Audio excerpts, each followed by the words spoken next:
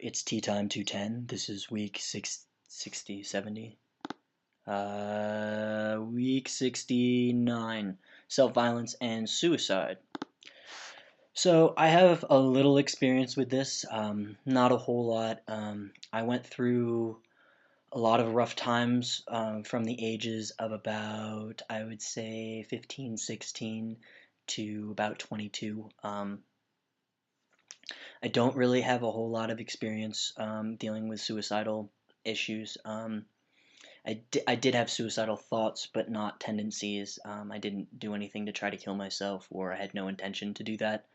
Um, I dealt with a lot of self-harm issues from about age 15 to about 20. Um, I did cut myself. Actually, I don't know if you guys can see this or not. Um,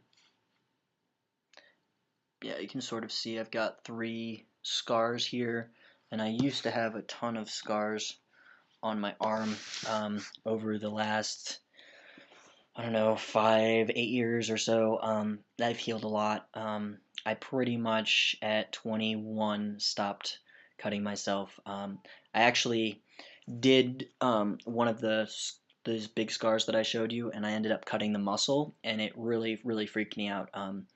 Prior to that, I had been doing a lot of little cuts, and the release of blood and the release that I got out of it was what I was looking for.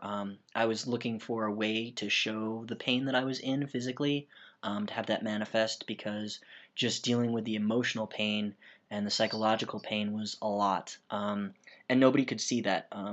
Or not nobody could see that, but it was one of those things where people could look behind or look beyond a haunted look in your eyes, and look beyond um, somebody who doesn't seem psychologically or mentally put together. Um, but to see actual wounds and injuries on a person, or physical pain, is a very different thing.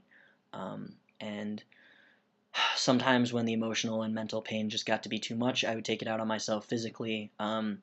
To basically assure myself that it was real pain, and that it did hurt, and to show some sort of manifestation of that. I don't recommend that for anybody. If you're having trouble cutting and whatever, I would say seek professional help. The best thing that happened for me um, was that around the age of 21, I found a bunch of really good counselors that were all right around my age.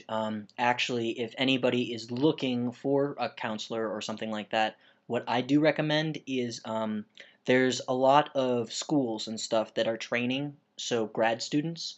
Um, they do sliding scale at most places, and they're supervised by a trained professional, but the grad student is getting practice counseling and helping somebody.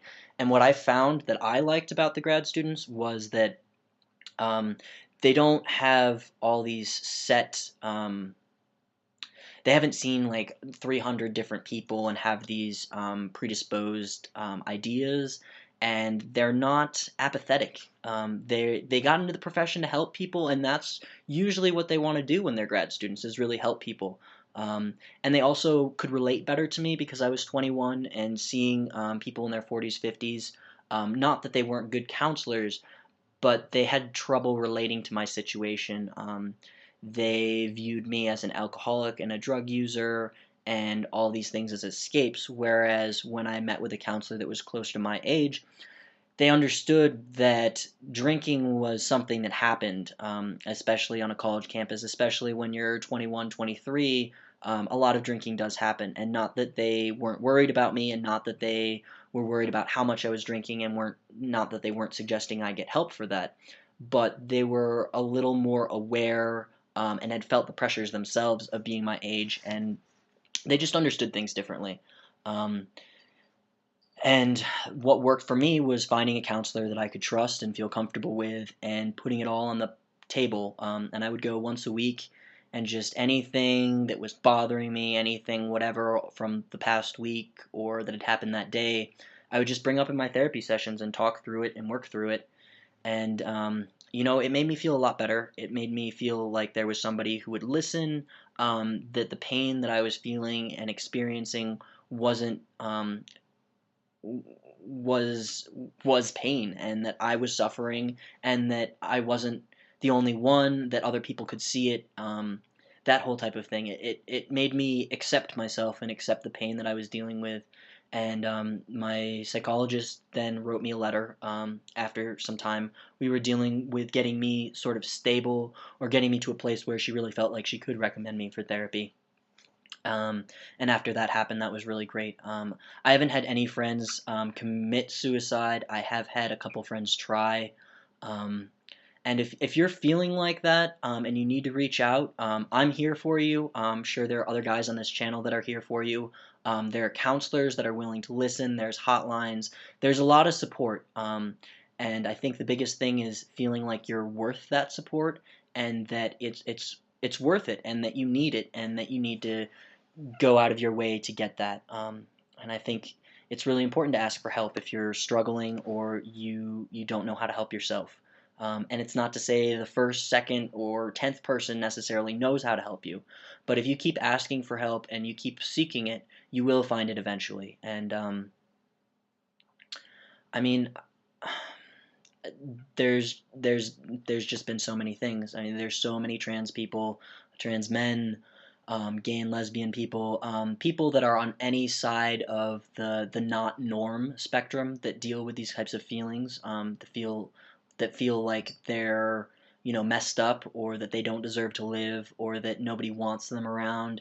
And that's not true. When you're depressed, you do get into these cycles of, thinking everybody hates you, and that nobody will ever like you, and all these types of things. And the important thing is to break that cycle, to understand that no matter who you are, no matter what you've done, you have value, and this world has a place for you. And I think that's the most important thing, that we want you here, regardless of what you give or you don't give. Every person's voice, every person's personality is so important to the whole. And I think that every person's opinion or experience is valid.